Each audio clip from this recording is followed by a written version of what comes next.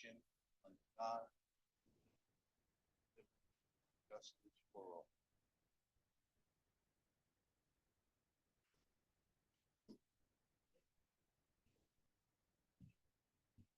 Okay, good evening again, everyone. We'll try to make this as quickly as possible for you. Matt, could you give us a roll call, please? I would love to. Can everybody hear me okay? All right. Whittingham HOA Board, Tom Clark, Here. Jay Ressler, Bob Brown, Kathy Dodano, Karen Schoenberg, absent, Surjit Sandhu, Joe Atanasio. Here. Did I get it right, Joe? Got it. Love it. Just one. Kathy's doing the other. There's two. You keep it. And our Greenbrier Board, Mark Sirks, Here. Alan Greenberg, absent, Chester Trubinsky, Jack Sandler, Here. Wayne Baruch. Absent. Wow, 2 absents today. Yeah, Notices will go out to their parents. And when we do the roll call for management, as you can see, a lot of my team is on vacation this week. So Susie, I hope you're having a good vacation. Kristen as well, but you have me, Matt Lubis, and we have Sam Schneider from our accounting team is here tonight. Alrighty, thank you. Let's go on to item 4, the general manager's report. Matt, do you have a report for us? Of course I do, everybody. I like holding a microphone and walking around, so this is kind of weird for me. As you guys know, we've been talking about a bunch of stuff. The Newcastle paving project, we are getting very close. We're getting bids right now, so hopefully we can get that going very, very soon. If you're not familiar with that, we got a lot of deterioration out there and a lot of big vehicles come in there. So really trying to beef that up a little bit so that doesn't happen again. And we did install the new gate out there and it got hit on the first day, but we're working through that as well. We've been talking about the capital reserve study for a while. The good news is that KipCon Engineering was here on Tuesday all day long. They did the whole clubhouse, all of our components, all the air conditioners, all of our assets here. So they're going to be back one day next week. They're hopefully going to finish up everything else here and everything they have to do over in the Whittingham section. So we're really trying to push them to get a good report with good solid numbers as we go into our budget process. The window tints in the pool, you probably didn't even notice, but they were actually put in on Wednesday. So that's finally done.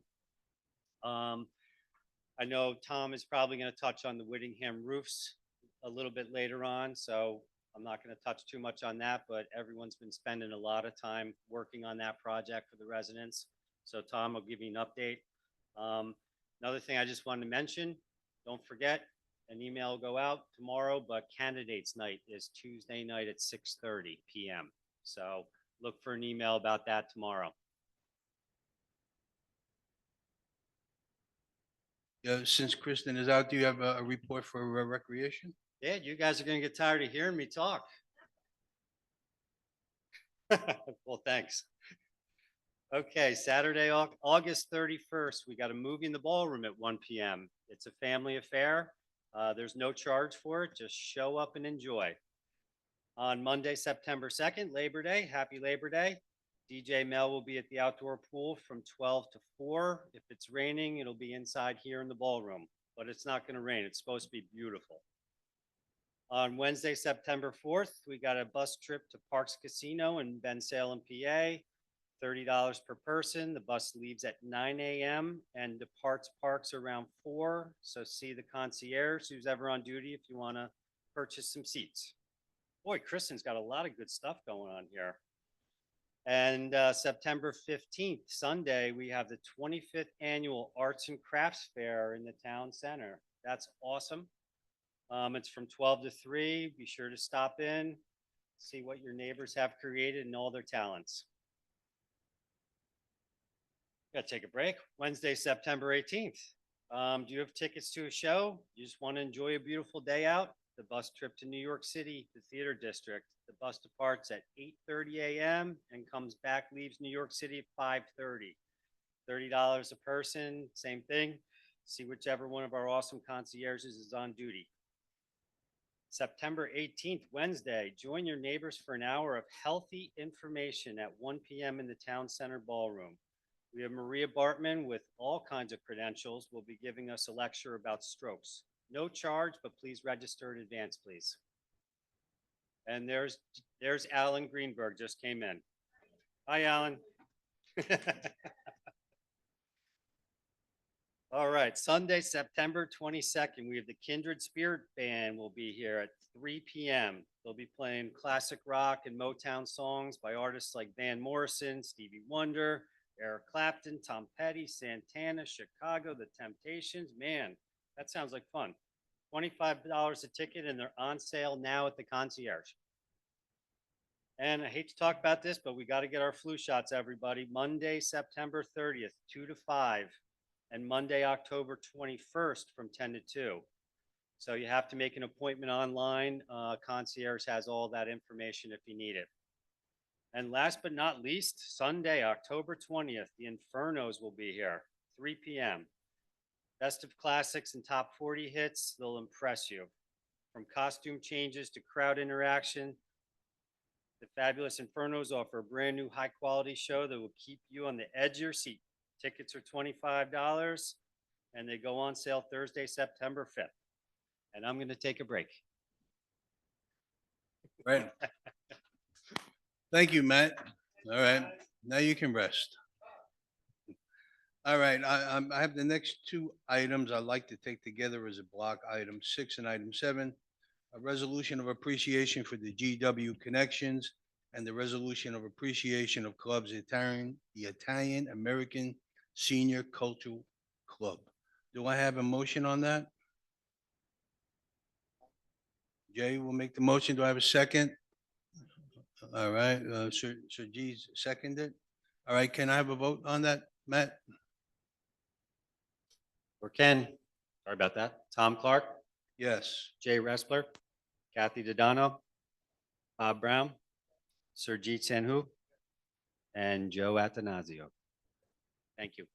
Right. The resolution for the GW Connections, if you could come up to the podium.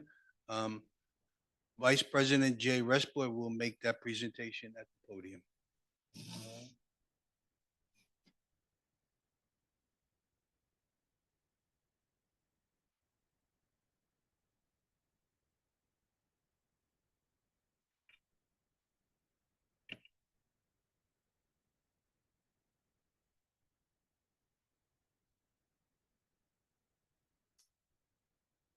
This is a resolution of appreciation for GW Connections. Whereas the Board of Directors of Whittingham Homeowners Association desires to adopt the resolution of appreciation to inspire and encourage all social clubs of our community. And whereas GW Connections is an organization founded on the principles of cultural and educational programs, GW Connections is an all-inclusive club open to all residents of Greenbrier, Whittingham. And whereas GW Connections offers a broad variety of activity groups that meet throughout the year, such as book groups, debate groups, play reading groups, poetry reading groups, movie review groups, provocative thinking groups. And whereas GW Connections' core mission is achieved primarily through fundraising efforts from the net proceeds of their annual luncheon with guest author, speaker, or entertainer. GW Connections also contributes to 3 local charities: Women Aware, which is a shelter of abused women; Homefront, which is an organization assisting homeless families; and the Monroe Township Food Pantry. Now, therefore, be it resolved, the WOA Board wants to express gratitude and publicly thank Carol Cooper and the GW Connections Board for all their time and programs they offer to the residents of Greenbrier, Whittingham. Be it further resolved to have the resolution of appreciation spread across the minutes at the WOA Board meeting of August 29th, 2024. And this is signed by the Board of Trustees of WOA. Congratulations. Thank you. On behalf of my cooperative and supportive board, we thank you. After 10 years as president, I have tried to resign several times and give someone else a chance. My cooperative board pays no attention to me and ignores me, but thank you anyway.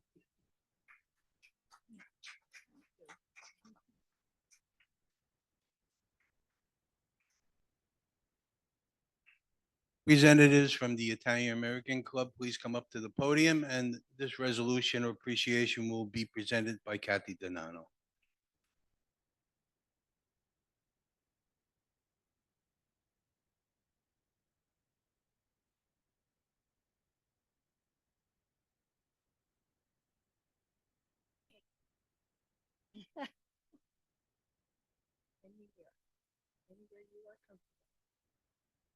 So I'm presenting the resolution of appreciation to the Italian American Senior Cultural Club. Whereas the Board of Directors for Whittingham Homeowners Association desires to adopt this resolution of appreciation to inspire and encourage all social clubs of our community. And whereas the Italian American Senior Cultural Club, a general meeting and dinner dance on the first Friday of every month, where members from Greenbrier and Whittingham enjoy the night together. And whereas the Italian American Senior Cultural Club engages in cultural, educational, and social activities that promote good fellowship among its members. The primary function of the club is to help Italian Americans continue to preserve the values of their heritage and ensure that all members are aware of the contribution Italians and their descendants have made and continue to make to the world throughout history. Now, therefore, be it resolved. The WOA board wants to express gratitude and publicly thank the Italian American Senior Cultural Club for donating to 3 local food banks every holiday season and presenting a yearly academic scholarship to an Italian American student at Monroe Township High School based on their GPA and financial need, and an essay related to how their Italian heritage plays a role in their lives. The WOA board would like to formally thank and recognize the Italian American Senior Cultural Club and its board members. Christine Perillo, our president, Teresa Atanasio, the treasurer, Irene McNulty, the recording treasurer, Anne Guzzardi, the trustee, Paul Hartnett, a trustee, Joe Atanasio, an advocate, Frank Posilovo, vice president, Desiree McBain, financial secretary, James Perillo, sergeant at arms, Kathy Kosolovo, trustee, and Terry Iannacino, trustee, Iannacino. All right. Be it further resolved to have this resolution of appreciation spread across the minutes at the WOA board meeting of August 29th, 2024. Thank you all. Good job. Start with Christine.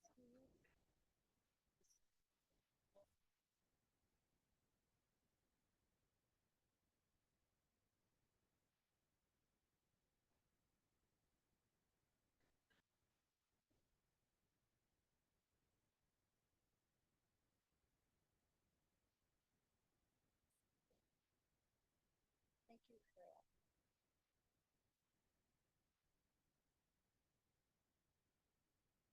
I think I speak for everyone standing here with me. We'd like to thank Tom and the rest of the Greenbrier Whittingham Board for the recognition. We have a great team. We all work very hard together. Everyone works so well together to try to put on a good party. Every month we have a great time with all of our neighbors and friends. And we thank you so much for this.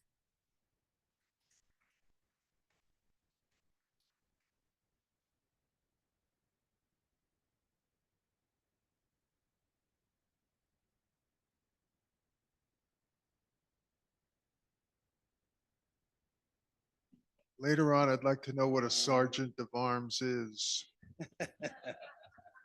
All right, at this point, I'll turn the meeting over to Mark and his board to go through their order of business. Okay, the first order is for the board to vote to approve the minutes of the last board meeting. Matt, a joint board meeting that we had, open meeting that we had. Matt, will you take a roll for that? Sure. Mark Sertz, Yes? Alan Greenberg, Yes. Chester Trubinsky, Jack Sandler. Yes. Okay, that passed surprisingly. Next, Jack is going to talk about the final leg of the road paving project that we started a good number of years ago. We're down to the last few streets. The people who are next going to be paving our roads are now seniors in high school. When they become community members, they'll be responsible for paving our roads. None of us will be. Go ahead, Jack.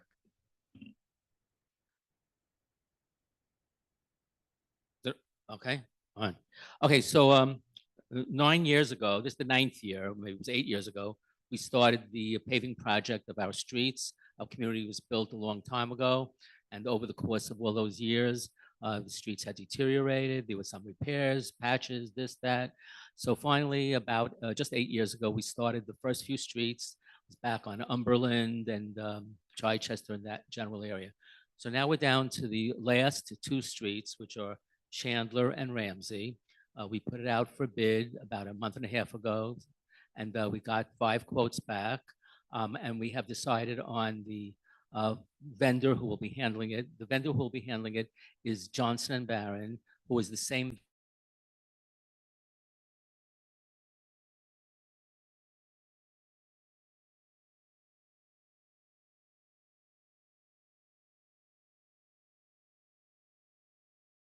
send out sets of directions for the residents on the days of milling and when the streets are being broken up. You're free to leave your driveway, go back and forth. You just have to be extremely careful. But there's only one day in the whole paving project where cars cannot be on the roads, and that's the final day of paving. We will give you ample opportunity to know when that day is. The vendor puts out flyers in the mail, near the mailboxes and the doors. So we're well equipped. We've done this for a long time. And after this year, we'll be quite happy that the streets will look very, very good. And so I just want to just encourage everybody to please be extra careful on the days of paving. You know, the roads are broken up. There are people working, and it is a difficult situation. So this will be starting sometime around mid-October, around that time. We'll let you know. We'll give you ample time to know when it'll be happening. Thank you. Okay, so we're going to actually vote to sign the, we have our attorney has the papers, but we're just giving the bid to our attorney to draw up in legal form. So can we call for a vote on that, Matt? Sure. Mark Sertz, Alan Greenberg, Chester Trubinsky, Yes. Jack Sandler. Yes. Thank you. Okay.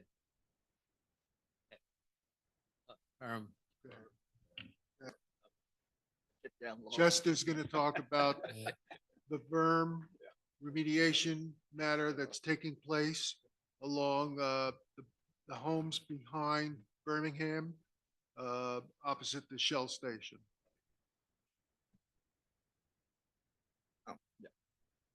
The board is well aware that there is some unhappiness with the berm, the plantings that are there in terms of noise control and privacy and also ingress and egress of unwanted visitors.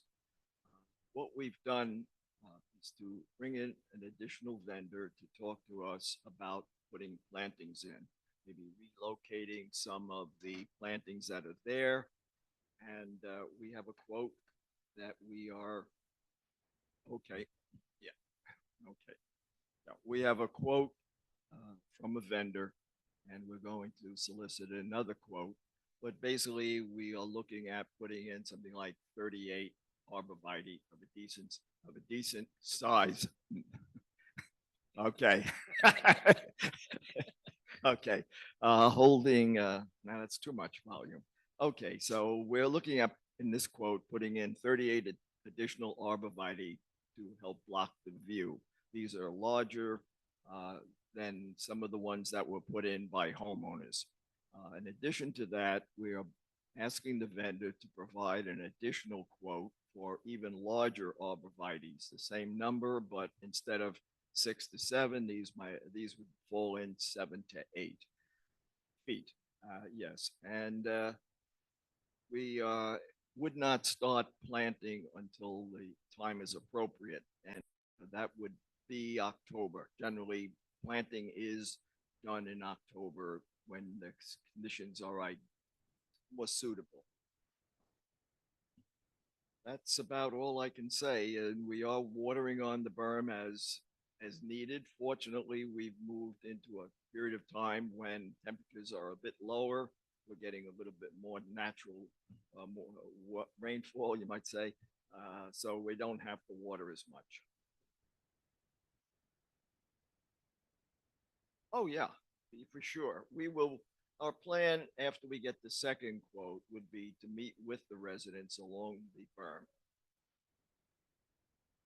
We will meet with the residents along the berm once we have a second quote and we get a better idea of what the second vendor can do for us. We'll bring the residents in, we'll give them an idea of what will be done, what will be accomplished. You will never have the forest that was there with new plantings. I mean, just that simple, but give them some time, a couple of years, and it will fill in and give you a nice backdrop for your homes.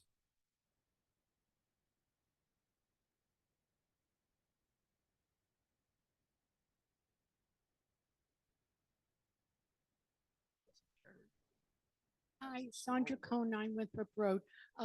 Just a question about the arborvitaes.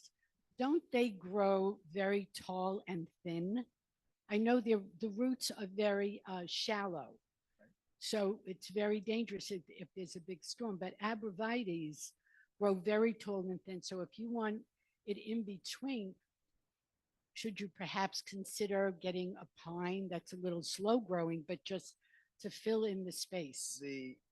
The pine trees, what we took out previously, that was most of the berm that we have around us are pine trees. The problem with pine trees is that as they grow taller, they lose their lower branches. They also acidify the soil with their needles, but they lose the lower branches. So if you wait long enough, you'll have very tall pine trees, but you'll be looking right under them out to the street. So can you top the pine trees? I would say no. I'm I not an don't know. arborist, but I've planted I'm enough just, trees you to know, say you but I'm don't want to just- top I'm trees just generally. concerned about the arborvitaes that they grow very tall and thin. So I don't know how they're going to fill in the space. It's just an observation. They are tall. I agree. They can be topped without damaging them. You see people around the community that will top their arborvitaes that are 8, 10 feet tall, 12 feet tall. And width-wise, I'd say you're looking at a mature arborvitae is going to be 6, 8 feet wide. We may be faced, quite honestly, with all the plantings that we're adding, that several years out, we may have to go in there and remove some of them. It might be just overgrown.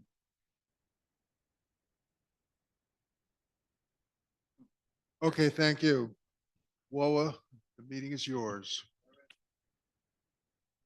All right, thank you. Going on to item 9, the Warwood Business. Let's go to the approval of the July 15th, 2024 Warwood Open Meeting Minutes. Do I have a motion on that?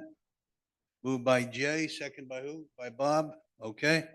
Matt, can I have a roll call, please? Sure. Tom Clark, Yes. Jay Ressler, Kathy Dodano, Bob Brown, Surjit Sanu, and Joe Atanasio.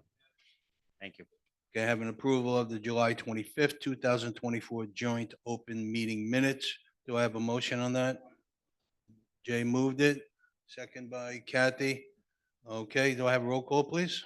Sure. Tom Clark, Yes. Jay Ressler, Kathy Dodano, Bob Brown, Surjit Sanu, and Joe Atanasio. Okay. That moves us down to our order of business on the roofing project for the Whittingham Homeowners Association. As many people know, there's been a lot of discussion over the past year in regards to the condition of many of the roofs on the Whittingham side. So we hired FWH Engineering to evaluate the roofs and to report to us the ones that were most in need of being replaced. They have identified approximately 52 homes that needed to be replaced.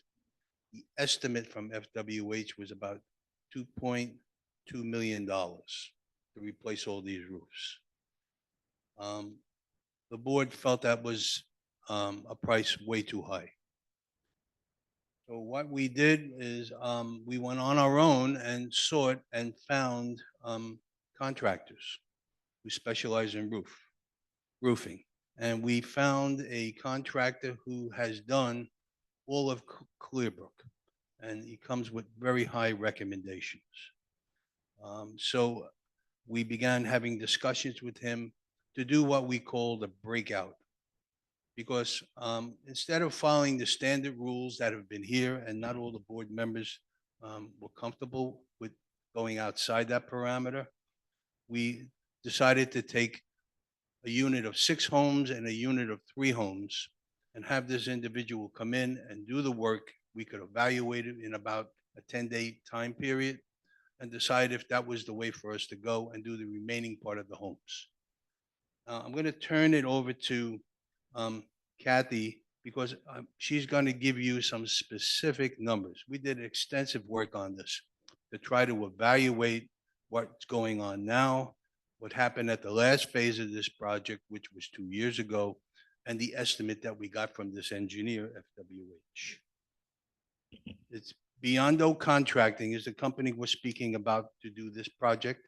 They are a local company located right here in Monroe Township. Go ahead, Kathy.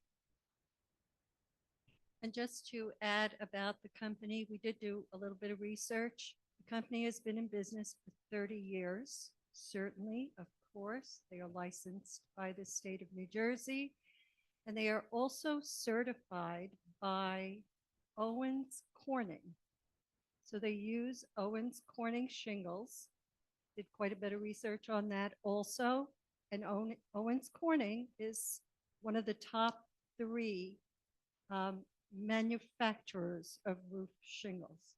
There's a lot of competition. You'll get a lot of different results, but for the most part, I was able to take a look online and see more #1 ratings for Owens Corning. So the company is definitely very highly recommended, highly rated, in business for 30 years. So it's not like we are choosing someone that is questionable, not at all.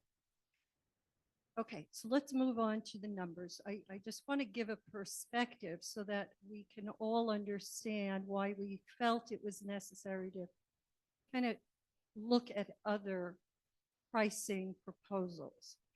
So just to lay it out, and I'm going to do it in the way of just per home. And I'm going to only speak about townhomes because you can't do apples and apples with a manor building, different numbers we did the last time. But looking at what we were billed in 2022, and I'm going to divide it equally amongst all the homes that were done, townhomes. So per home in 2022 cost us $20,300 per home for a roof. I'm not talking about the building where there may be 3 units. I'm talking about each individual home. The engineer's price per town home was $35,100.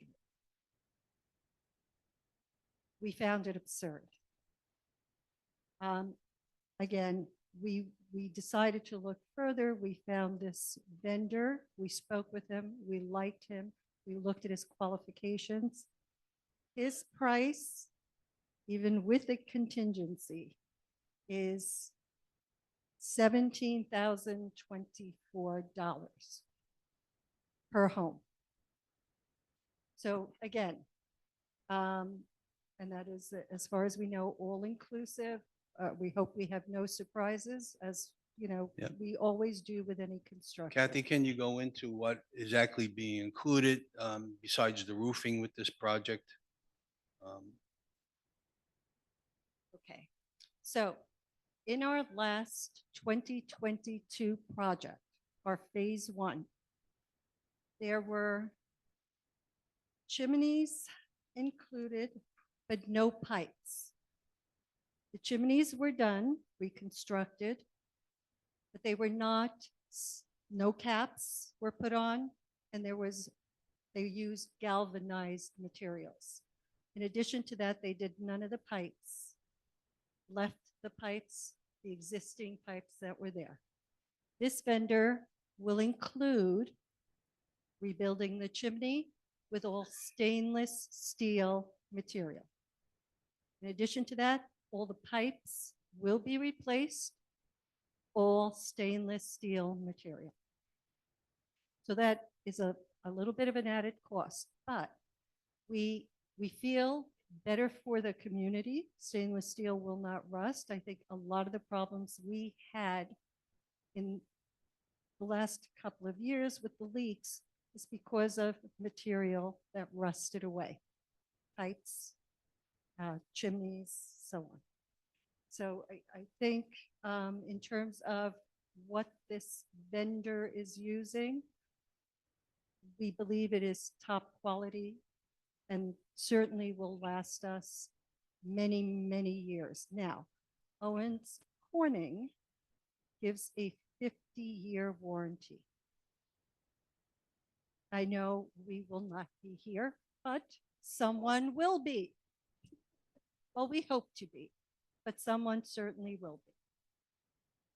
Also includes a 20-year guarantee on the labor. So if anything should go wrong with the roof in the next 20 years, that part is covered as well. So we're replacing anything and everything that's up on the roof. And so it's a total cost, it's a total package. And we're going to award, as I said, 9 units to start off. We're going to evaluate the work very quickly. And if we're happy with what we see, we're going to move forward with the rest of the 52 homes that were identified. We have some urgency in time here as we're into September here already. And we're losing daytime hours, and it's getting darker sooner, and the wet and cold weather's coming. So we want to be able to complete this project hopefully by November. And because the pricing is coming in so low, we're hopeful that the 52 units, the money that we have to cover 52 units, will actually be able to cover 80 units. So we're going to get a lot more roofs accomplished for the same amount of money that we were originally going to spend on the 52. Just, All right, I'll open it up for comment once we're done here. And before we take a vote, we'll open it up on the floor. I just want to add one point. There will be, at every roof that is done, there will be an Owens Corning representative here. One, to make sure that the work is being done to their standards, and two, to ensure that nothing happens which would possibly void the warranty. Okay. So that's what his purpose is. Let me read into the record here, what, well, hold on one second, Sergey. Let me just get into the record that the total cost of this phase of the project, which we're calling the breakout, is $153,222. So, and it's Biondo Construction, located at 38 Spotswood Avenue here in Monroe Township. As Kathy said, this gentleman's in business for 30 years, certified by Owens Corning, which means a lot. All right, now, let me just get into the pricing on this. We were really taken back how much we're saving compared to 2 years ago. where we thought the prices would be higher. One of the things that we've discovered since we've been on the board in the last couple of months, and many of you don't, no one knows it, to be quite honest with you. There were two contracts that were given to two former employees. And in those contracts were incentives. They were given bonuses off of capital work projects. So anything that came in on a capital dollar project basically added 10% to the cost of any of our projects because they got bonuses for that. So it drove the price of everything up. There was no incentive here at all to try to find better pricing. Because the more money the project cost, the bonuses were higher. Now, I have copies of those contracts and we're going to make them available if somebody would like to see them. Just like everything we do here, we're keeping it transparent. Everyone who has questions in regards to this should come to the manager's office and get a copy. You either pay 15 cents a copy, a sheet, I think it is, or if you have your phone, take copies of the contract. It'll answer all your questions. I don't want to spend a lot of the board's time going into this tonight, but this was certainly adding to the cost of all the capital projects on everything that we were doing here in the community. So that is no longer the case. We have stopped that business, no longer. So I would like to, yes, I know, there's people, can you hold on a minute? Let us finish here. So is there any other board member who would like to make a comment on this? I just want to add a couple of things. My home was part of the first phase. It's a 3-unit home. So I have seen exactly what FWH's role was and how KPI did the work. I was part of the subcommittee, who interviewed this new roofer. The reason for all of these savings, we are going with a smaller company with a lower overhead. And we are not hiring, we're not paying 8% to FWH to supervise the contract. The fellow who owns the company is going to supervise and guarantee. And my second concern and objective all along, which I asked many questions on your behalf and on my behalf. See, my home is already done, but I was concerned about the next phase. I wanted to make sure our new contractor follows all the standards. So I wanted to fully understand he is going to follow all the specifications that were laid out by FWH.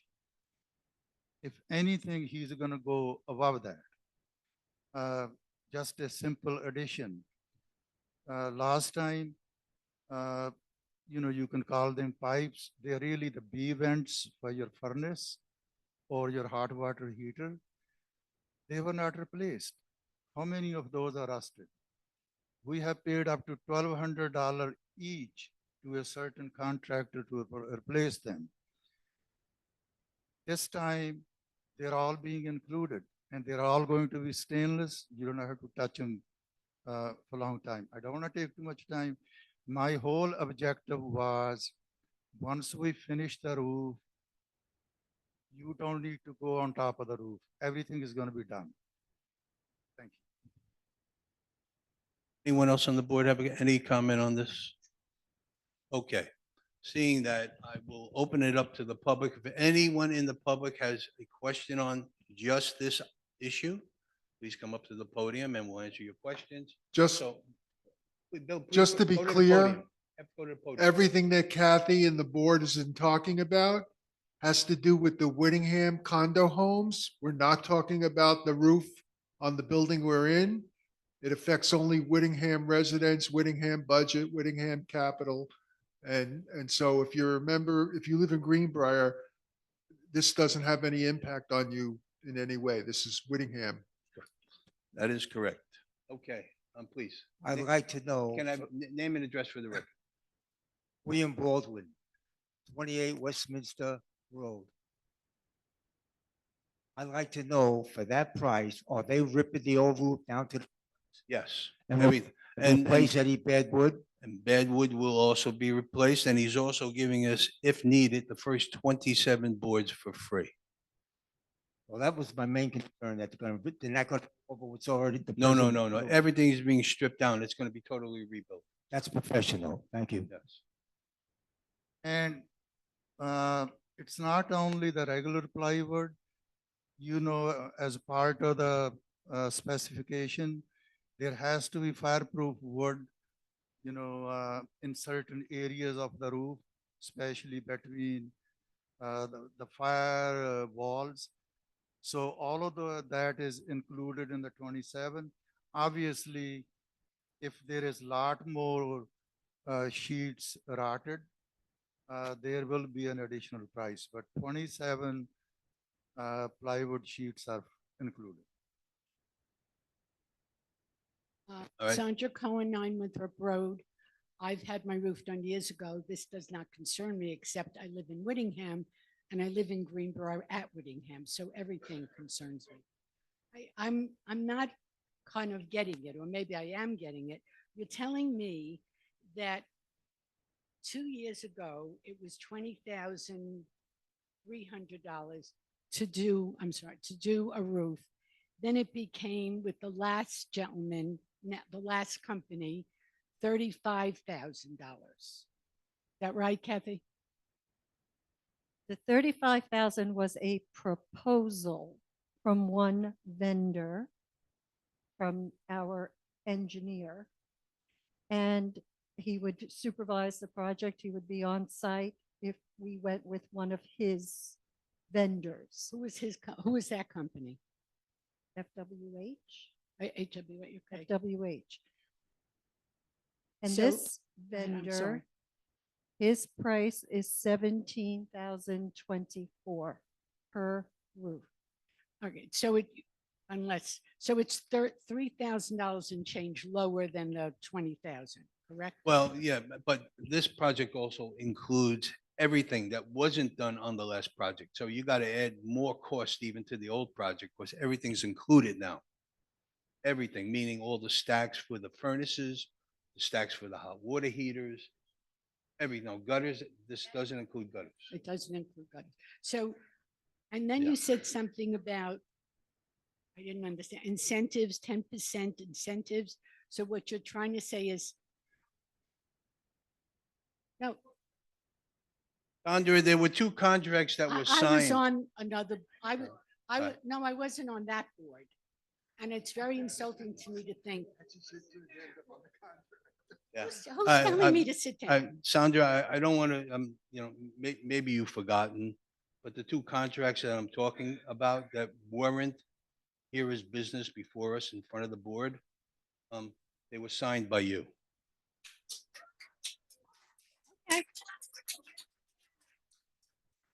No, okay, I really don't recall doing that, honestly and truly, which is fine. That we had a number, I haven't been on the board for 2 years.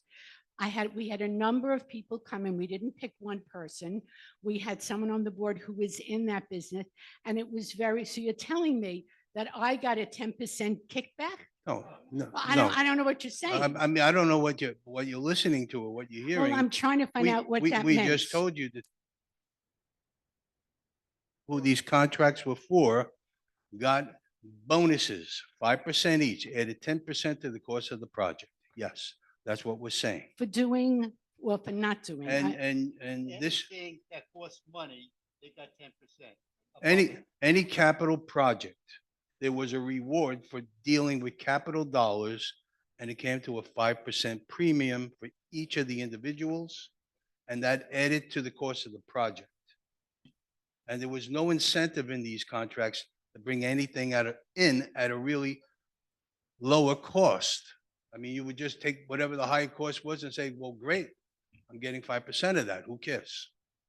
I also want to add, in that contract, in addition to the 5% premium or bonus for capital reserves were also written in 2 bonuses per year based on the approval by the board. I don't know what the board approved, but they were entitled to 2 bonuses in addition to the 5% for capital reserve.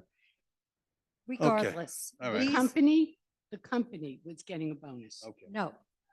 The employee, I didn't get a bonus. I didn't get a bonus. Who was getting a bonus? Sandra, You- you are not. Oh, hold on, guys, management. hold on. We can't all be speaking at the same time here. The And contracts please were don't with tell me 2 individuals. These were contracts other than any other employee working in this association. You gave them 2 separate contracts that has specific rewards in it for them. And they got the bonus money. The 2 individuals, they got the money. And if you want to see a copy of the contract, if you don't remember, it's here. And it's spelled out pretty clearly. Okay, thank you. All right, thank you. Got to have next speaker, please. Thank you. All right, thank you. My name is Frank. Hold. She's right. Nobody gets treated poorly here. Sandra's a resident and she served here many years on the board. She's entitled to be heard without anybody yelling, sit down. You sit down, whoever you are. Oh. Oh, Thank you. really? All right, Please be thank you. polite. My name is Frank Osalobo, 53B Winthrop. You mentioned the Phase 2 had 58. You've identified 58. Is that the ones that you've previously announced to residents? Is that the 58 or are there other? No, well, the report from FWH actually is 52 units. I don't have a list of all the units that are there. The first phase, 55 and 48 are being done as the breakout project. And then after that work is completed, we're going to go down the list and complete what was recommended. Since we're apparently going to have extra money to do more roofs, we will identify, as this work is going on, additional roofs to do based on the condition and the most in need. Right, so if I understand correctly, the list of homes that was put out a month ago to the community, Yeah, okay. Yeah. right? All those homes are going to be done as part of this phase. No, I'm concerned mine wasn't on it. And so I'm wondering if there will be additional, and I think you're saying there will be additional homes. Yes, that's the Added to plan. that. Yes, that's the plan. Correct. That's the plan. So, Any Um, idea of time frame for those? well, we want to get this done before the winter sets in. So we have some urgency why we have this on here tonight, and we're looking to get this done. Because by the time material is ordered, there's going to be meetings with the homeowners and the roofer at a point before he starts work. So, yeah, it takes a little bit of time. But once he gets going and he's got clear direction from the board, I'm confident he should be able to wrap this project up sometime by November. Can I make an assumption that even though my home was not on the list that came out about a month or 2 ago, it could be done this phase? Why don't you give your address to Matt? And as part of the reevaluation for different roofs, we'll add your address on there and we'll take a look I at it. actually spoke with Matt a couple weeks ago, Okay, but I didn't hear back, so. all right. So we'll put that on to the list for the additional Okay. roofs. And we'll look at it and we'll get the professionals to give us their opinion. Thank you. Thank you. I just want to add a couple of things. We have 51 buildings, anywhere from 3 units to 5 units, and 17 manor homes. So the first phase, they did 13 buildings. The second phase, we are trying to do 15. So 13 plus 15 is 28. There's still a lot of buildings left. Yours is one of them. FWH, they were our engineers. They selected the first 13 2 years ago. They obviously inspected. They have the records. They were the engineers. They even did the capital reserve study. So we went by their recommendation. So they took on as needed basis. This is how they chose the buildings. So nobody is being neglected. If yours develops leaks or some other issues, the priorities could be changed. Thank you. All right, seeing no one at the podium, I'd like to have a motion to approve this contract to Biondo Construction for the mentioned amount of 150, let me get my paper, $153,220. Do I have a motion? I have a second, second by Kathy, okay. Matt, can I have a roll call on this, please? Sure. Tom Clark, Yes. Jay Respler, Yes. Kathy Dodano, Bob Brown, Surjit Sanu, Joe Atanasio. Thank you. Okay, that was a tough one. Okay, thank you. I appreciate that. Let's move on to the next order of business. It is the curtains, clubhouse, stage curtains, clubhouse repair and maintenance. As you know, everything is getting older in this community and the curtains and the stage behind us is no different. So we're going to be replacing, mid-span, repairs to the front curtain, which will stay, repairs to the mid curtain here, everything in the back, some added wings for performances when they come on through the back gate, and also blackout windows on the windows behind so that it doesn't interfere with the light that comes out and interferes with shows when residents are sitting here. So it's really a repair and replace part of the project. It's at that age, we have to do it. And we're looking to award a contract to Bloomfield Drapery Company, and the amount is $12,540. Does anyone in the public have any comment on this? Okay, seeing none, I'll close the public portion. Any comment from the board? Okay, seeing none, I will call a vote. Okay, we did a first, we motioned. No, we need a motion. I need a motion by Jay, by Joe, I'm sorry. Do I have? Okay. Who's moving it? Okay, Bob is moving it. Do I have a second? All right, Kathy will second. It. Okay, we have it. Can I have roll call? Tom Clark, Yes. Jay Respler, Kathy Dodano, Bob Brown, Surjit Sanu, and Joe Atanasio. Thanks. Okay, thank you. All right, let's move on. The next item is a restaurant update. That's an easy one.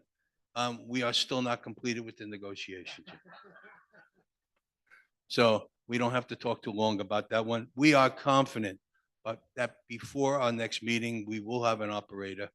And if we have a signed contract prior to that, we will send an email out letting everyone know. Okay? All right.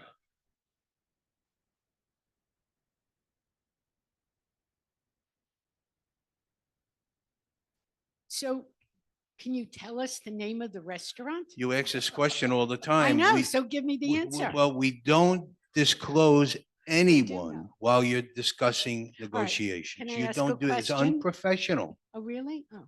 So is it the same? Is it breakfast, lunch, and dinner? Is it just breakfast? I'm not and going to get lunch? into any of the details yet. I told you, once we have a vendor, we'll give you all the details on it. We're not going to disclose any of that now. We're discussing, all this is on the table. So it's only one person that you're No. dealing with now, that you're negotiating? Oh, man. We had 5 originally. We Right. narrowed it down to 3. Are you So down to that's where we are. We're at 3 right now.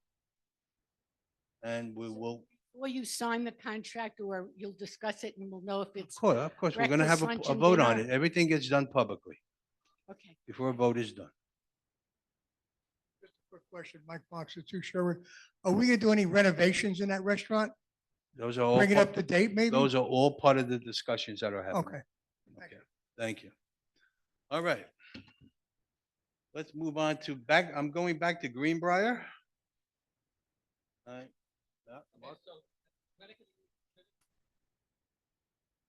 We have a lot of people here and on the Zoom. I would make a suggestion that we allow Sam to begin his budgetary discussion. And And then we can get back to the other committees as well. Is that okay with everybody on the board here? Is that okay? Idea.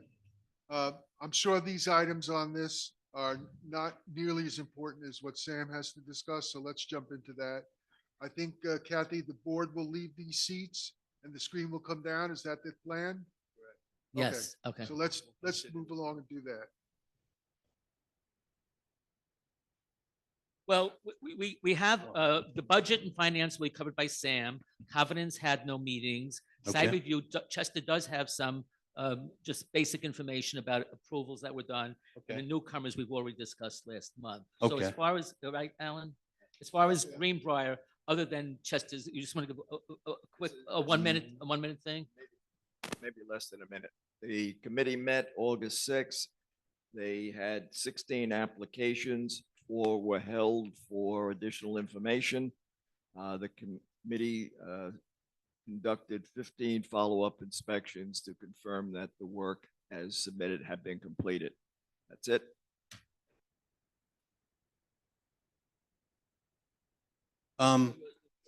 No, we're gonna wrap up what we have here on the Woolwood business, and then we'll go into the presentation afterwards. Okay? So Kathy, you have the budget and finance. We'll include that as part of the report coming up. Do we have anything to report on covenants? All right, no report from covenants. The entertainment committee, anything to report? Okay. Landscape committee? Just one minor item. We are discussing with landscaping. It was proposed to remove the rock from the center meridian of the Prospect Plains Gate and replace it and put flowers so that we can at least compete with Concordia. We are getting pricing for those. And as soon as we have that, we can make a decision.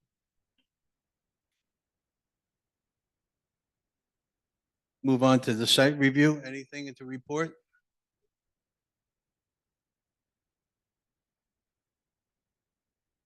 I guess it would be. Yeah. All right, Cameron is not here tonight, so obviously we don't have a report. All right, let's move on. Town Center, I know, Rini, could you please come up and give us a report, please?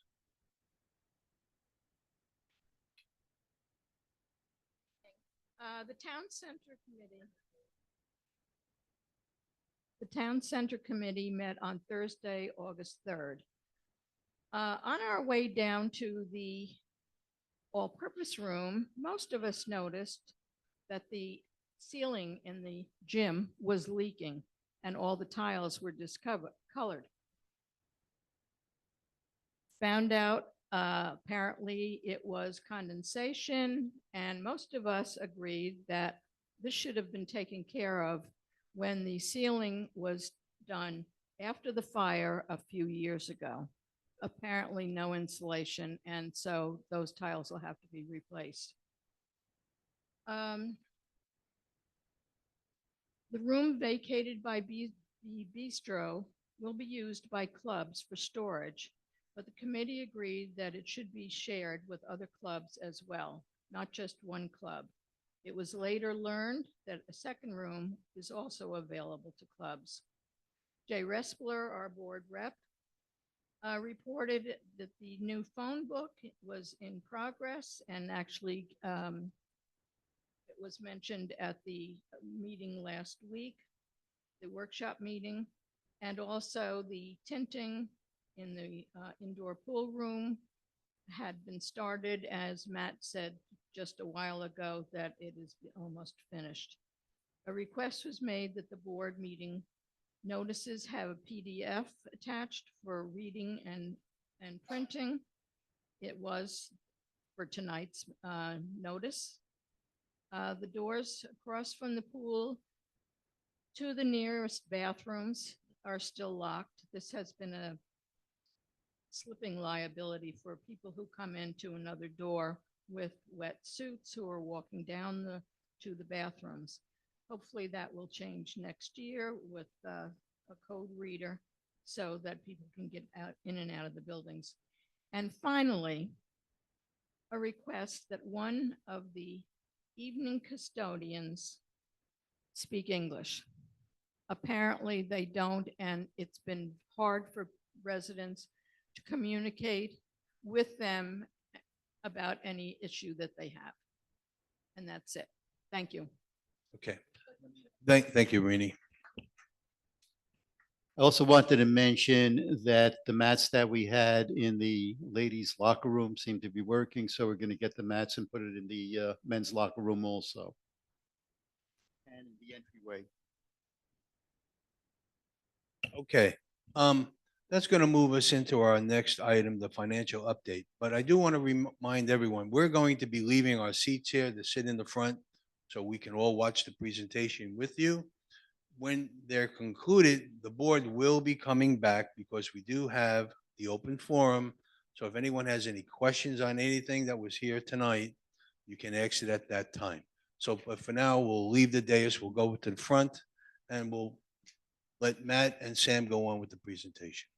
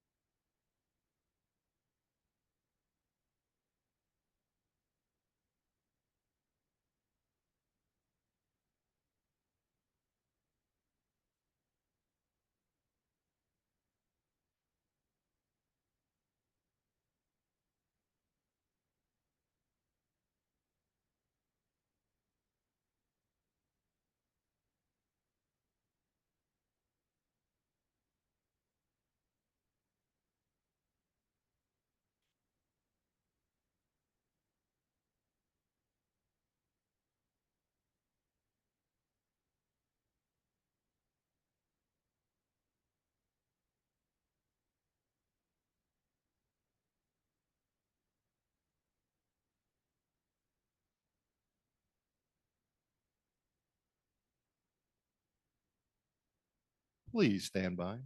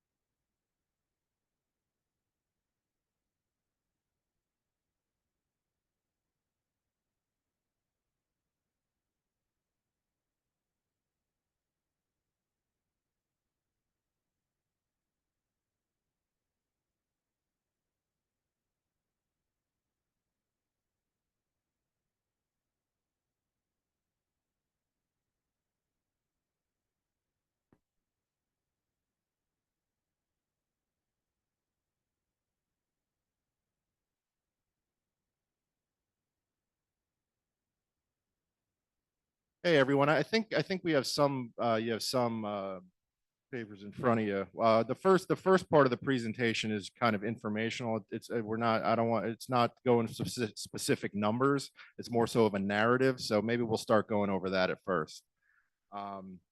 So again, my name is Sam Schneider with First Service Residential. Thanks for having me tonight. We thought it would be beneficial to the community to, as we're through half the year so far,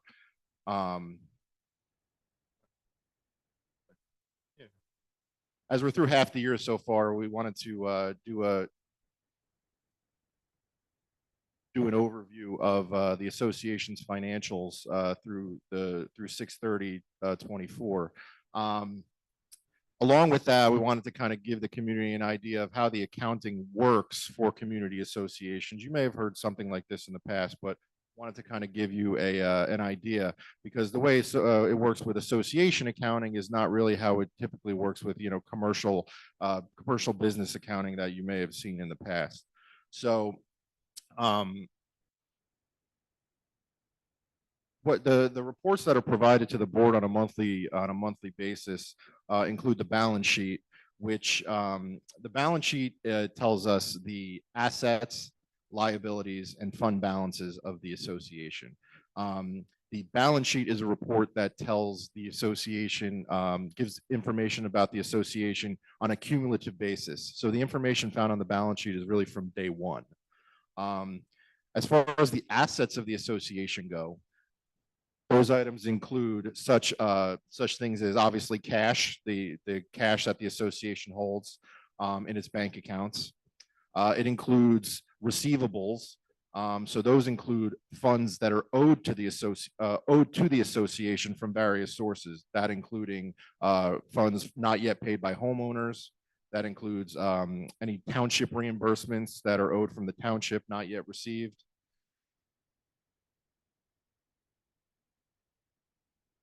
And it also includes amounts owed from other associations within WOA. So for example, if Whittingham Condo owes WOA, or Greenbrier owes WOA, or WOA owes the others, that kind of situation. So the assets are what the association owns as of the date of the balance sheet. In this case, we're going to be showing you amounts as of June 30th. So also included are other assets like expenses that are maybe paid in advance of when the expense is incurred, as well as interfund balances where one fund within the association owes another fund. So it's basically the association owing itself. In addition, on the balance sheet, liabilities are listed. Liabilities are, while assets are what the association owns, OWNS, the liabilities are what the association owes, OWES, as of a certain date. Certain liabilities include accounts payable, right, and accrued expenses. Those are expenses for services that have been performed or expenses that have been incurred but not yet paid. It also includes prepaid assessments. So homeowners that tend to pay their assessments in advance, that is a liability to the association until the actual assessment is earned. So for example, if a homeowner pays their September assessments in August, that would be shown as a liability. Other liabilities include revenues that are received but not yet earned, and also deposits from homeowners to be reimbursed at a later date. So for example, architectural modification deposits are not considered revenue, as they are then reimbursed to the association. They are reimbursed to the homeowner upon when the work is completed.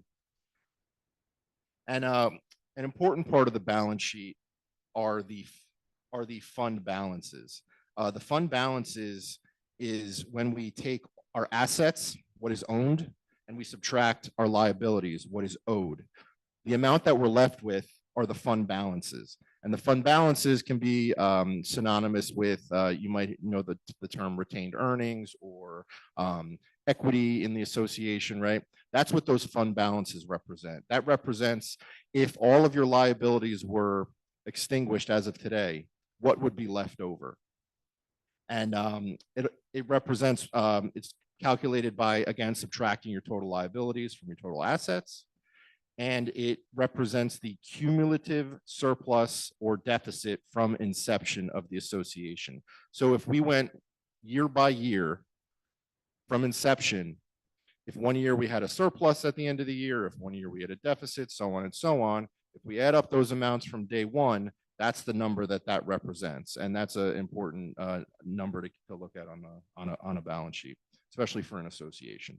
Hey, Sam, can I jump in for 1 second? Yeah, of course. Nothing financial.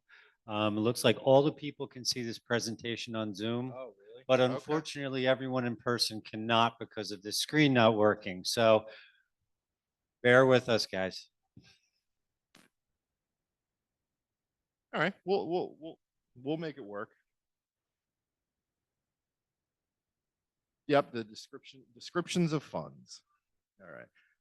I think everyone has this information. So I thought it's important when we work with this, when discussing association finances and how the association is structured financially, it's important to know that the association is made up of various funds, right? So obviously the fund that we all are accustomed to on a day-to-day basis is the operating fund.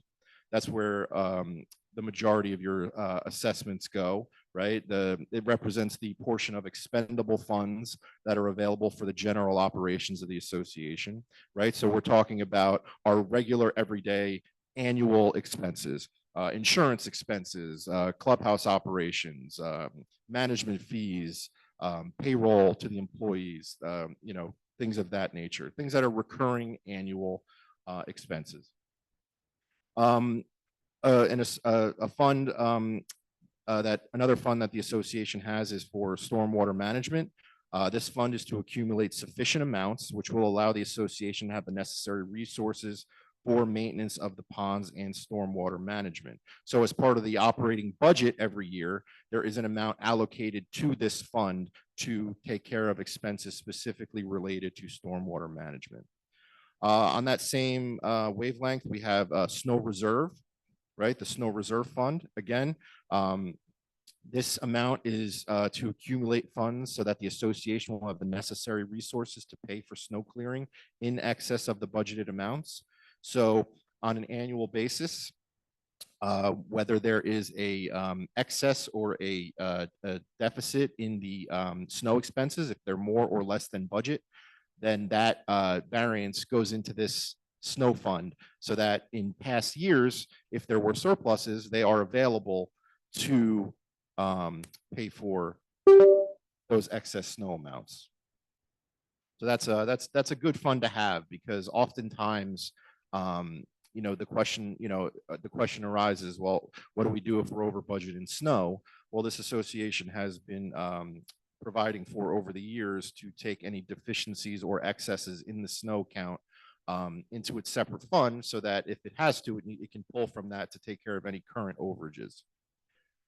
The discretionary reserve represents monies collected from the assessment of membership fees. So when a home is sold and a new homeowner joins the community, they are required to pay a fee that goes into a separate fund aside from operations. And the monies in this fund are available to the association as deemed necessary by the Board of Trustees. So really that account can be used for anything deemed necessary by the board. It can be used to supplement operations. It can be transferred to supplement capital reserves. It can be used to pay for unanticipated operating expenses, all the above. There's also a deferred maintenance fund. And this fund is used to accumulate sufficient amounts, which will allow the association to have the necessary resources to perform extraordinary maintenance services, which occur less frequently than annually. So the reason that this fund differs from your regular operating fund is because a deferred maintenance fund is put in place when you have expenses that are not capital reserves. So you're not replacing any long-term assets. What you're doing is putting away money so that non-annual maintenance type expenses, for example, painting or power washing, or sometimes even mulching, for example, things that you may not do annually. These are things that you want to have money put aside to pay for, which that's what this fund is there for. And then lastly, of course, which is oftentimes the most significant part of the financials dollar wise, is the replacement or capital reserve fund. This fund is to accumulate funds over the lives of the capital assets, which are part of the common elements, and the association's responsibility to replace, so that at the time of their replacement, sufficient amounts are available to pay for those replacements. Again, the capital reserve fund is based on the capital reserve fund is based on the capital reserve study, or the funding thereof. And the capital reserve study is in the process of being updated. So the handout that you had picked up, or that I handed out, we're now turning to this first page of that handout, which says Whittingham Homeowners Association balance sheet as of June 30th, 2024. It's the fifth page in your packet. Oh, it's the first, I'm sorry, the top page. The other page was just information. This is the first page with the numbers on it.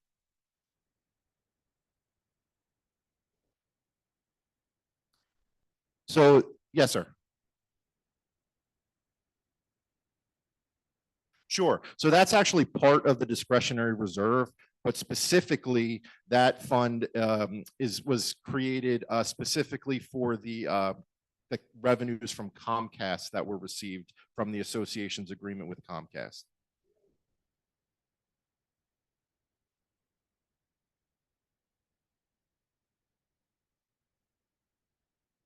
That's something that can be discussed. I mean, yeah, that a decision hasn't been made on that, but that's something that can be discussed for sure. Good question. Thank you.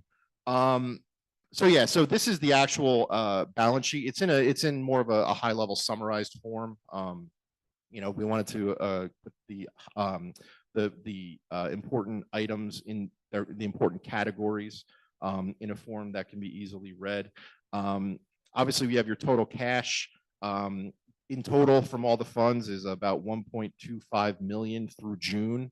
Again, 230,000 in operating. You know, I'm not going to read each number, but you can tell you can get the idea from the report. Total receivables, that includes again, that includes items owed from these other associates, you know, from Whittingham or Greenbrier to WOA. It includes amounts owed from the township. And those amounts will be shown as cash when they are received, and this receivable balance will then be reduced. Other current assets include about 150,000. Interfund balances, you'll see that in the total column, that amount is zero, because this number represents amounts owed between the individual funds, between the operating fund and the stormwater fund. So really that's the association one pocket owing the other pocket, really. And those items get eliminated when the cash is available in those funds. On the liability side, accounts payable and accrued expenses, 320,000.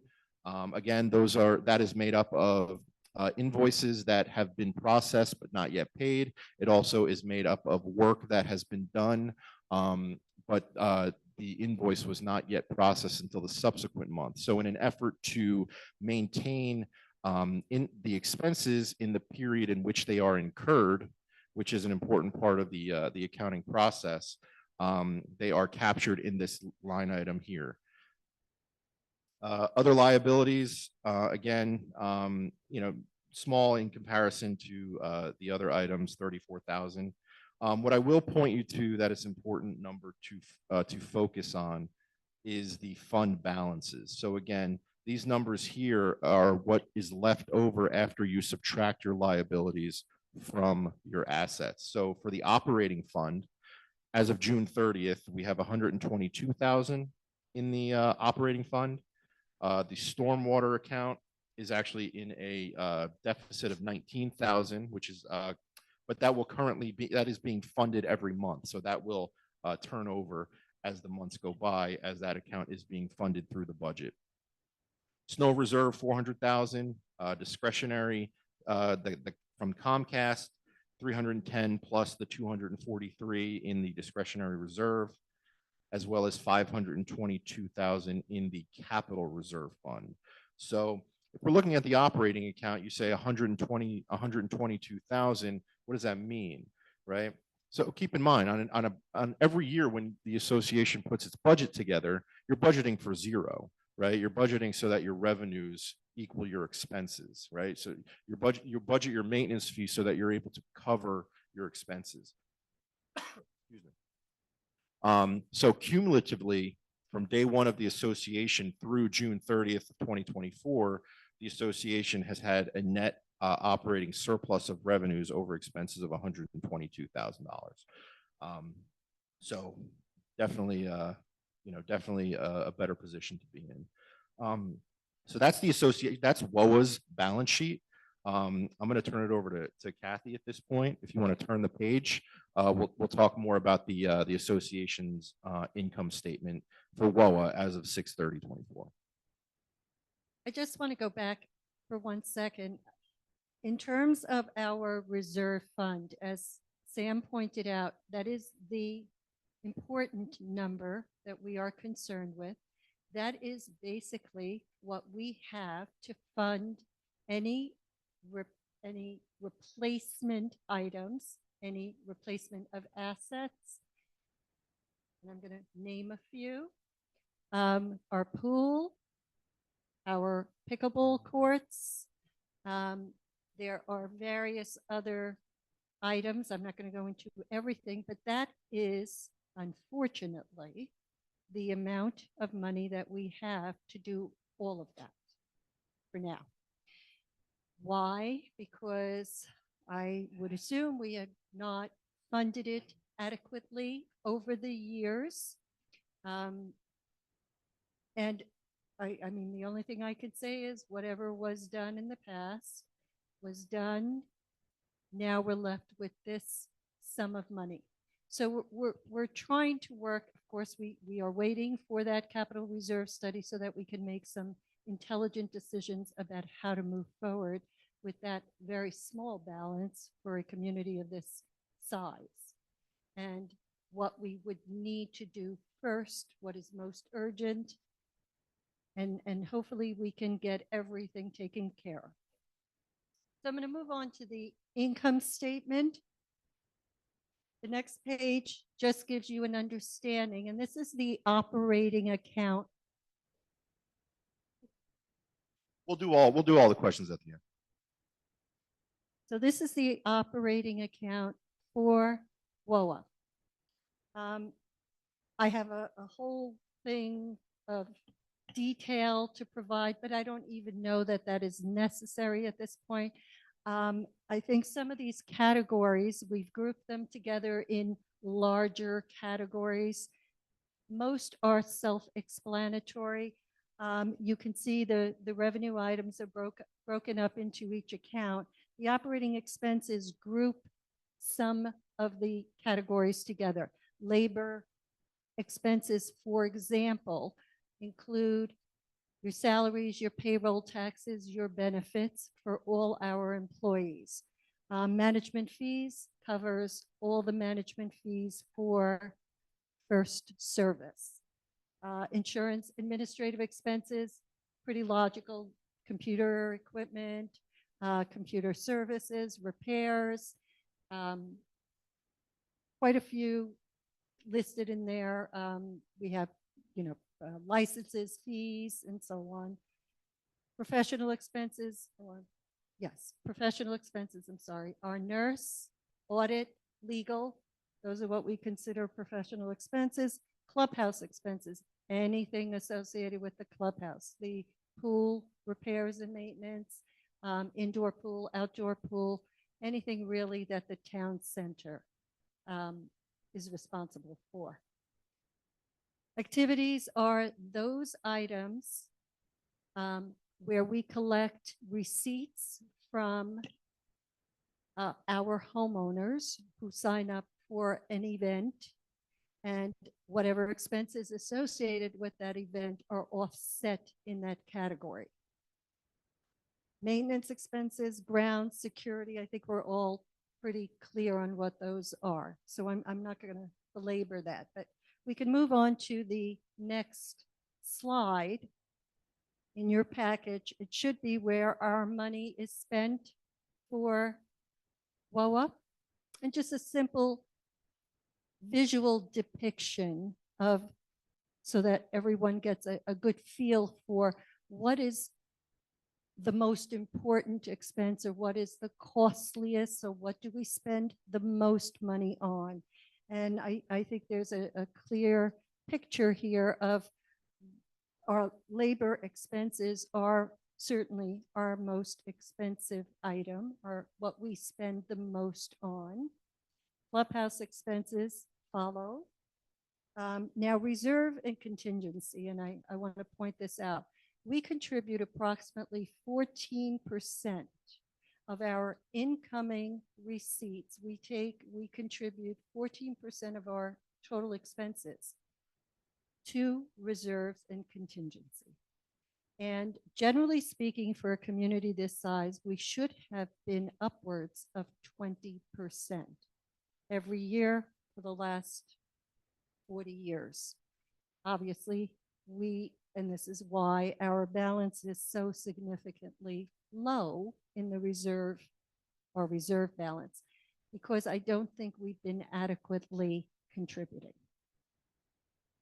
But you can see basically from the graph, the pie chart, where we spend the most on.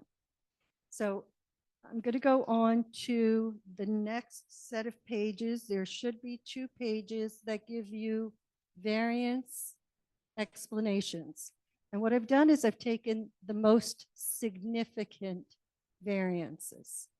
I didn't want to list every item. There's no need to do that. But basically, I've grouped things in these same groupings, these same categories.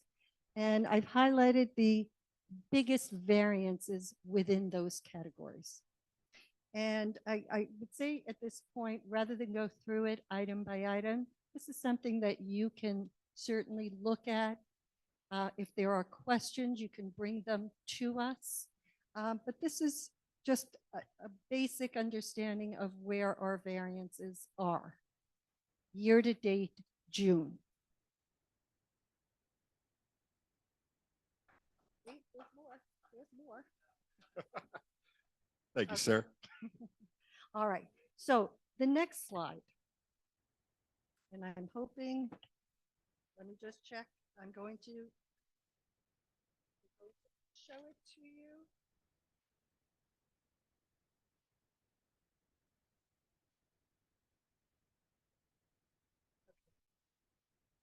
So unfortunately, we didn't include it in the package. But it will be sent electronically. This presentation, the entire presentation, will be sent electronically to all our homeowners. But it was a slide that basically touched upon and I think that this is probably what most people want to know about. The anticipated savings that were realized by contracting with a management company. Why did we make this decision? So basically, and I'm so sorry that you don't have the slide in front of you, but basically what it tells us overall, we have been able, with this transition, with this conversion to a management company, we have been able to identify savings predominantly in our labor costs of 128,000. So what we did was we compared our full year projections, putting some thought into what we think we're going to spend from August to December against the original budget. And when we do that, we see that the predominant savings is in administrative salaries, payroll taxes, and benefits. In addition to that, of course, having those savings, we had to pay now for the management company. There were setup costs or interim costs, in addition to a monthly management fee. And even with that, overall, as I said, the savings are approximately $128,000. That's huge. Of course, we have some overruns that we need to cover. So a good part of that savings are going to be used to cover overruns in the budget. So let me talk about them very briefly, but basically insurance. We still have a lot of unknowns about insurance. We anticipate another 25% increase. I'm hoping that that's not going to happen. But at the very least, I think we need to be prepared in the event that we do see additional increases. I know it is happening all across the country. And we're going to have to fund it one way or another. So a good portion of those savings are going to be absorbed by these overruns. Now, in addition to those, we had some unanticipated breakdowns, things that don't generally happen. They are not considered capital items, so we had to pay for them out of operating. For example, we had the well pumps. Both our well pumps broke. They were 9 years old. The average lifespan of a well pump is generally 15. So we could have prepared for these things and budgeted for these items, but we never would have imagined that we would have had a breakdown of both. So that cost money. We had a various and still are having gate breakdowns. That's costing us extra money. The restaurant, the ice machine in the restaurant, which is used by not only the restaurant, but all the clubs and organizations that use the clubhouse. That broke down. That has to be replaced. We also have under budgeted line items. I can't speak to why things were budgeted the way they were. The previous controller made those decisions. We are dealing with them. Solar system, for example, is roughly $50,000 a year that was never budgeted. I don't know if he expected to use discretionary funds, possibly, but again, it was not budgeted. Legal fees, we've incurred some additional legal fees for the merger, talking about the merger, trying to finalize that, trying to deal with our Gulf issue. We had an issue with Gulf. We have computer tech support was under budgeted. Again, that's all the bad news. There are some good news. There are some items that luckily we have had savings in or have not realized the expenses that we were anticipating. Clubhouse repairs and maintenance, for example, we have a huge savings. Luckily, not too much has broken down at the clubhouse. So we do have some, yes, you're right. I don't want to jinx it. So overall, if we were to look at all those items and fund them all, we would probably still have a net savings of approximately 30,000. Now, that 30,000 sounds wonderful, but because we're so underfunded in our capital reserve, it is likely that we would take that savings and apply it to that. But can't predict what will happen from now until the end of the year, but I am hopeful that that is all and that we are as close as possible to what we anticipate for the year end. So I guess we can move on now to Whittingham Condo Association, and we'll talk balance sheet. We'll look at the numbers. That is included in the package. So if you turn to the page labeled Whittingham Condo Association balance sheet 6/30/24. Again, this is the balance sheet. These are cumulative amounts. In our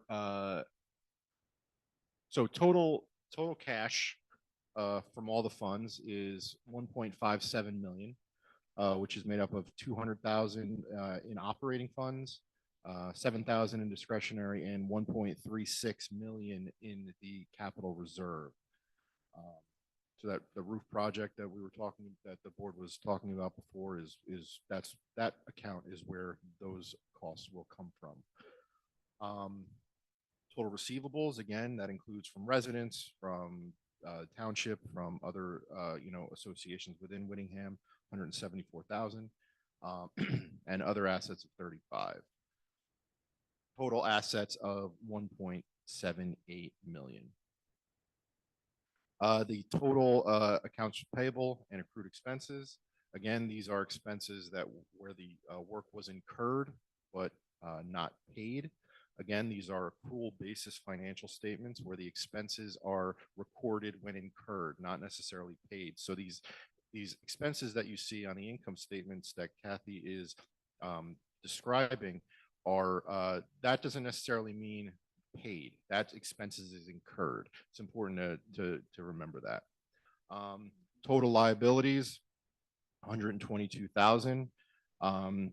To come to a total fund balance in the operating fund of 168,000, 4,800 in the discretionary, 18,000 in deferred maintenance, and again 1.46 in capital reserves. So the condo association is in a better position reserve wise. So all things to keep in mind regarding the association's for the condo association's financing. Okay. Back to the income statement for Whittingham Condo Association. That should be the next slide. Again, I'm not going to go through all the detail, but I think we have enough information on here where if any questions in your mind arise, certainly please bring them to us and we'll be happy to give you more information or detail, whatever is necessary. But basically this describes the income and the expenses in broad general categories for Whittingham Condo. And also provided the same visual depiction of where the money is spent for condo. And just to go through, you can see Condo Association contributes approximately 43%. Very different, much more significant number to their reserves. General and administration comes next. Administrative. Now, there are no salaries in Whittingham Condo Association. That is all WOA. So their general and administrative expenses are predominantly supplies and equipment and so on. There's grounds maintenance for Whittingham condos, condo association, and there's residence repair and maintenance. That's where the money is spent for condo association. Following that page are the budget variances in much the same manner that we provided for WOA. Again, the major categories, and along with the major categories are smaller categories where the larger variance appears. I'm not going to go into that, but you are welcome to look at it. And again, any questions, please bring them to our attention. Moving on to Greenbrier. Yep, so take a look at the Greenbrier balance sheet as of 6/30/24. Total cash of 1.25 million, which is 519 in operating, 71 in the discretionary, 3,900 in deferred maintenance, and 657,000 in the capital reserve. Receivables, 159,000. Other current assets, including any prepaid expenses, are about 25,000. And the interfund balances owed between the funds. The accounts payable and accrued expenses, again, $68,000 owed to the vendors for various work performed, not yet paid. 55,000 in prepaid assessments. Again, what that represents is assessments paid in advance. So again, if a resident wants to pay all of their assessments up front in the beginning of the year, they are more than welcome to do so. However, that is not recognized as revenue until the month earned. So until then, that is recorded as a liability, with the rationale being that, you know, it could be paid back to the resident if needed. Total liability is 533,000 for a net fund balance in the operating fund of 227,000. So again, that's cumulative from day one, positive 227,000. Small balance in the discretionary fund, but again, that gets increased as homes sell. Deferred maintenance fund 34,000 for those non-annual maintenance expenses, and 642,000 in the capital reserve for those long-term repairs and replacements.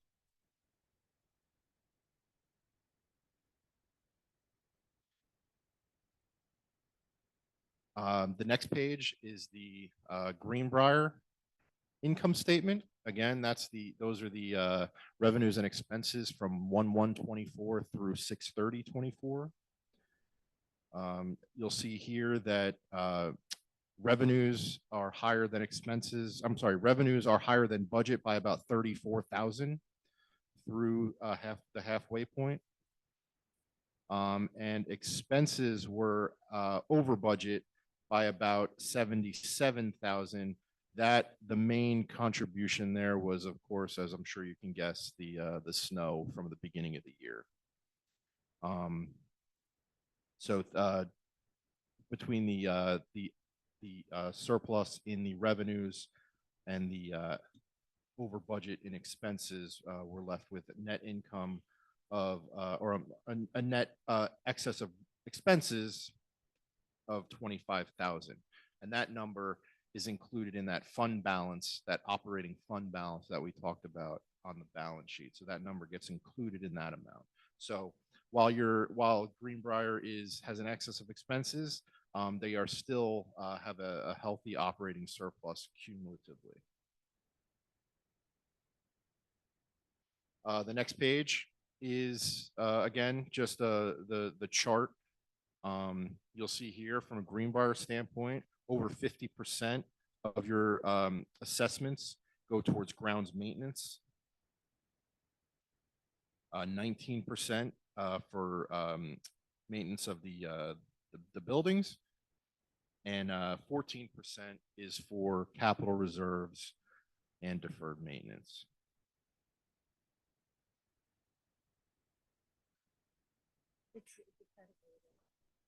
Oh, it's up. Yeah, I'm sorry. Yes, it's correct. I apologize. Yes, it's that's just a title, a titling issue. We'll get that corrected. No problem. No, thank you. Thank you, Mark. Yeah, and then the following page again is just the descriptions of the variances. Again, if there are any questions, you know, definitely feel free to reach out. Yes, sir.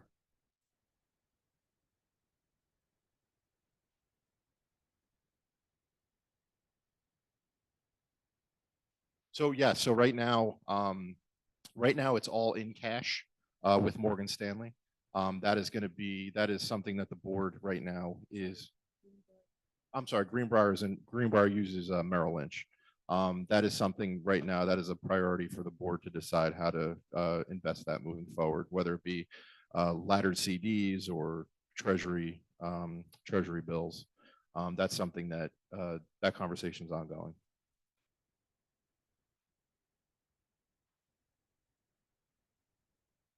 It's an interest-bearing account, yes. Yes, it's not, yes, it is earning interest, but the funds are liquid right now, yes.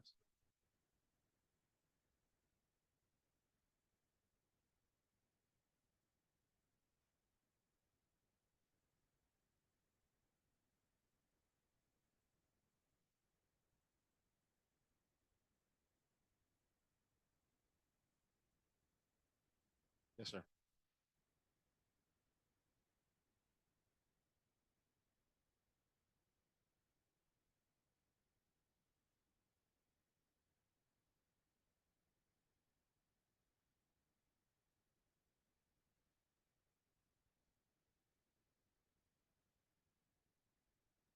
Yeah, and that some of those savings could be built into other line items. That is the actual cost for the equipment.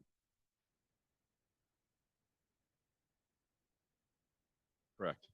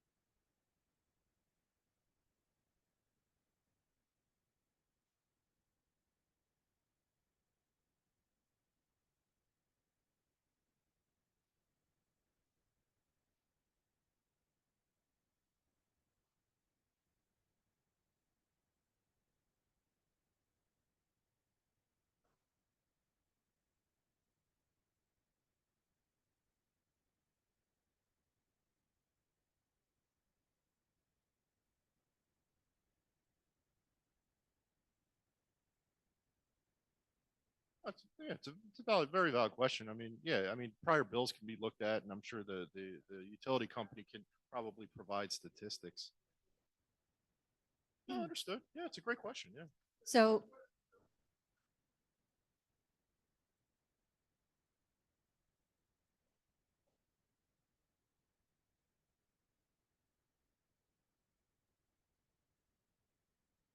just say, right, we have looked at the solar bills. We do, we, we try to compare, of course, on the top level, try to compare prior year's electric costs to the current year. We are actually paying more. I know that the price has gone up. I can't see the consumption rate.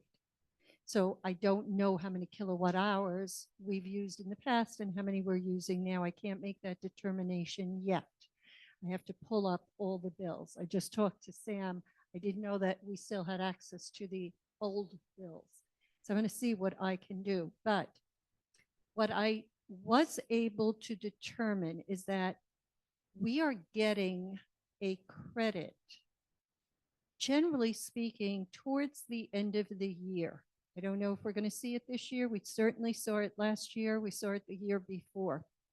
So that the cost for the vendor, for the lease of the solar panels, or whatever the cost of the solar panels, were offset by these credits. And my understanding is that those credits, when you have solar panels, that electric goes back to the grid, and the grid then calculates how much did it produce and sends back a credit.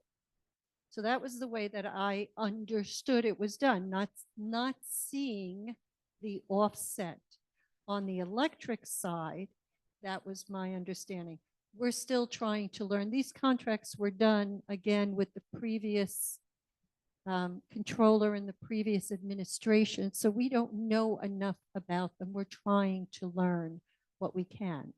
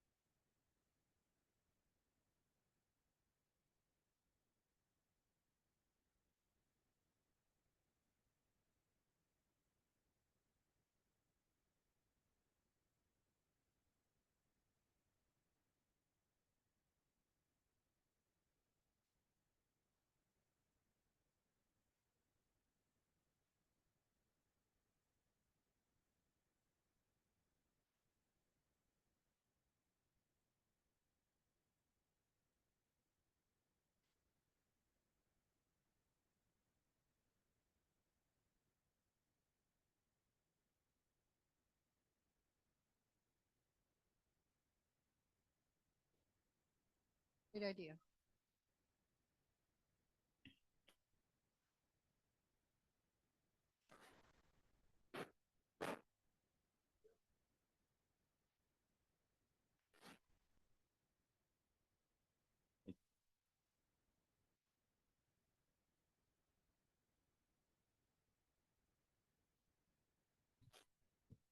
Good.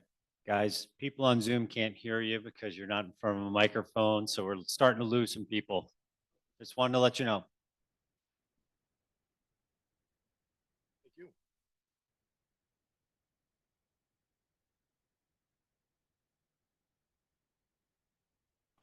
Well, as long as I'm on the microphone, I just want to thank Kathy. And this is not the end of the conversation. She did an amazing, amazing job, put in many, many hours preparing these slides that you didn't get to see, what you did on paper, preparing these charts, analyzing the numbers and getting them into a format that people can understand. and the pie charts, and she did it not only for the WOA in Whittingham, but also for the Greenbrier, and I'm really grateful for her help. It's a team, all of us. We all did it. And it was great work from all of us. Okay. Thanks, everyone.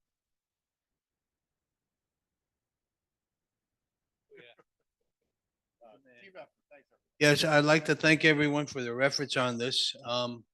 We still have a open forum to get to. I know most of the people here have left, but for those who are still here, if you have any questions in regards to tonight's business, or any other item that may be on your mind, please come up to the microphone, give us your name and address, and we'll take care of you.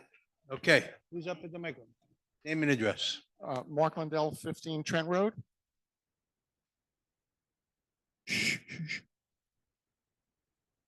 Back in, again, I made a comment last month that nobody mentioned anything at this meeting about the merger and where we stand.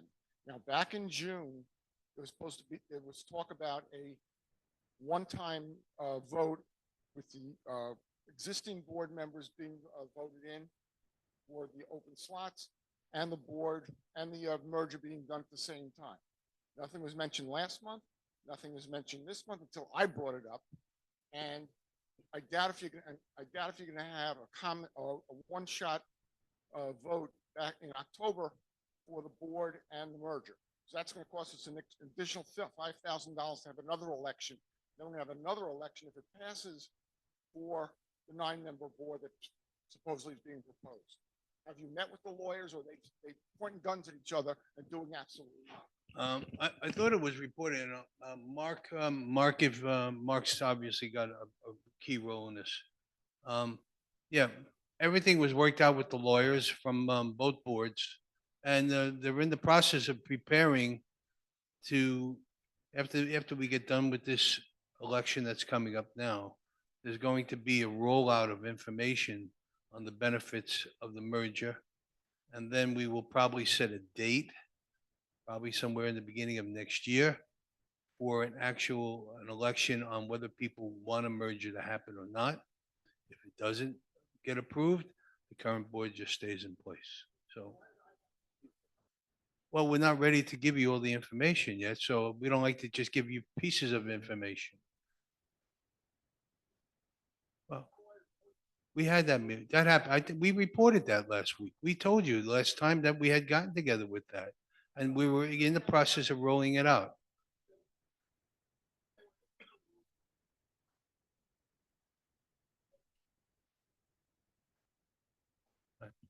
Mark, do you have anything you want to add to Yeah, this? the meeting you're describing took place about 2-3 weeks ago. Why wasn't it mentioned? I think we did discuss beforehand, explaining to the community what the time frame is for the rollout. We wanted to wait until after this election before we start doing other stuff, new stuff, meaning the merger stuff. Well, hold on one second, sir. I mean, there's also going to be an article in next month's GW Voice in regards to Yeah. what this whole process is. Both boards Yeah. signed off on this letter. Yeah, there's an article going in the September 1 Voice that will address all these questions. I've forgotten about that. Yeah, right after that meeting, we did an article jointly, and it'll be in the Voice. Yeah, you're probably right. We could have mentioned it, but with all the other agenda items, particularly, what's interesting to me is this has been a big, both Tom and I and Kathy, we've been very anxious to have this meeting with Sam to present these numbers to the community, because we used to do this and I think it was very valuable.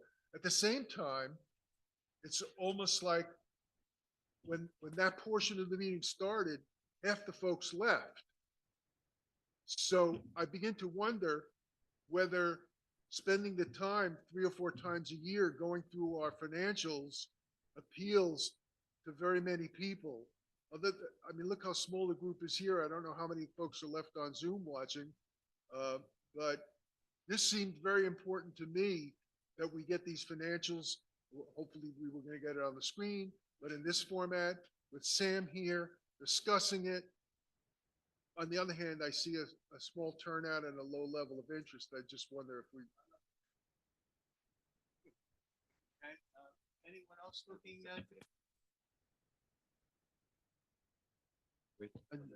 anyone else coming up? All right, I don't see no one coming up, so. How about anybody on Zoom, Tom?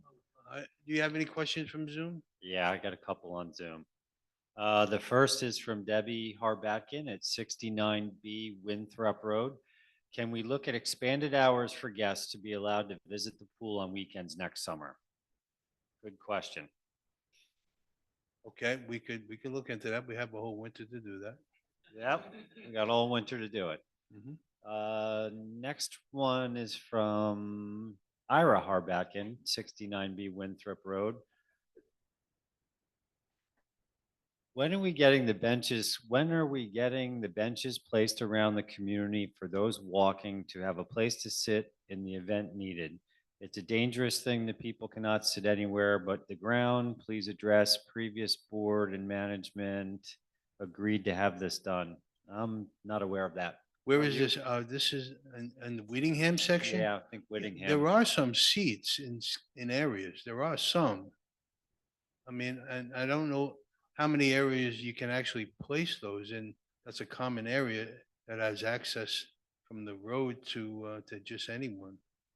I don't know.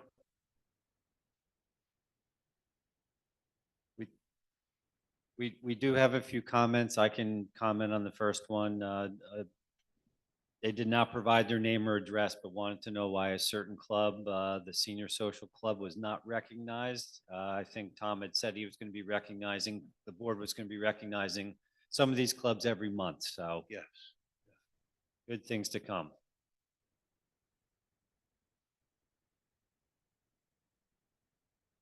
One of the last ones, someone commented on the bonuses that were mentioned and some of the roof stuff and wanted an explanation, but they did not put their name or address on here.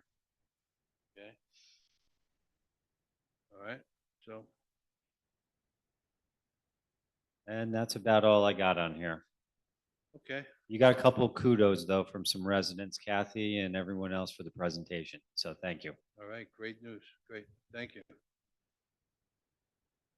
Okay.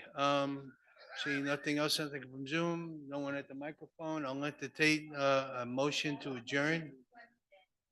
Moved by Jay, second by Bob. Okay, I make a motion, we close our meeting. All in favor? okay.